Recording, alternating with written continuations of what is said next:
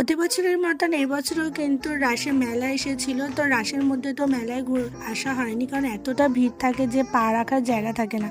চলে আসলাম টুক করে একটু মেলায় ঘুরতে, আর এখানে দেখলাম বেতের অনেক রকমের ব্যাগ বিক্রি হচ্ছিল, আর পাশেই দেখছিলাম আচারের দোকান।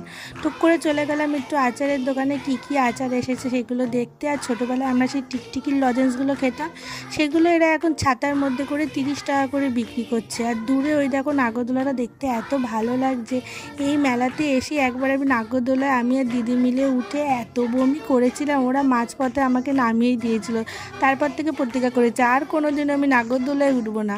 পাশেই দেখলাম ফালুদা বিক্রি হচ্ছিল, ওরা এটা অরেঞ্জ ফ্লেভার দিয়ে 30 টাকা কি 40 টাকা নিয়ে নিয়েছিল। আর মেলায় আসবো কানের দুল কিনবো না তা তো কোনো দিনও হয় না। তো এখান থেকে 2 রকমের অক্সিডাইজার কানের দুল কিনলাম, আর মেলায় টুকিটাকি একটু ঘুরে চলে আসলাম বাড়িতে। সো চলো দেখা হচ্ছে তোমাদের সাথে আবার নেক্সট ব্লগে। Tata bye, thanks for